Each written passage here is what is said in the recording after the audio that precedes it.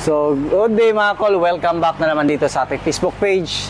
So, ngayon, quick review tayo nitong ating DE16T 4x4 D-Flock na multi-cab. Ito yung latest na multi-cab at saka pinakatipid sa gas consumption. Ayan, so, ito yung kulay natin. Napaka kintab, color silver, headlight.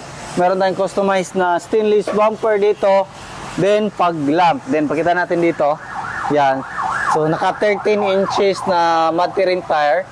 Ayan. So, brand new mags. Lifted to ng 2 inches.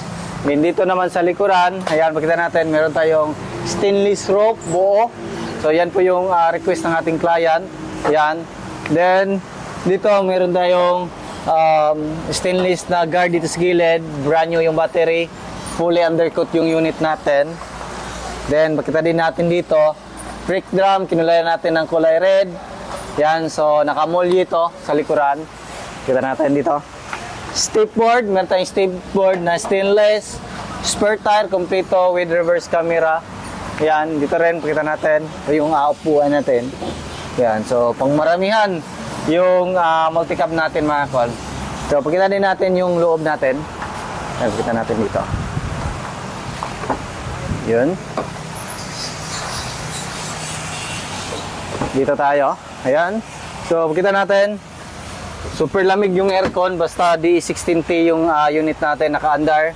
Napatahimik ng under na makina natin. So, kita natin dito. 4x4. High and low yung 4x4 natin. So, dito, high. Then, ito is low. Aside sa high and low yung 4x4 natin, meron po siyang differential lock. Ayan. So, yan po yung differential lock niya. Then, kita natin aircon. Meron siyang glove box. Meron siyang extra lagayan dito. Then, meron siyang mga lagayan dito. Then, ikot tayo. Ikot yung camera natin. Pakita natin yung legroom. Yan, makita natin. Napakalawak po ng legroom. So, kasya po yung mga matataas. Kanina, merong nagpunta dito, foreigner. So, pwedeng-pwede yung sa kanya. So, nag-order siya ng ganito. DE16T 4x4. So, yan o. Yung dashboard natin is back to original yung kulay. Din dito, plastic na. Ayan. So, manual riser lang po. So, yung presyo nito is umabot po siya ng 360,000 all in. So, made to order po tayo. Pinakamura nito is 260 to 270,000.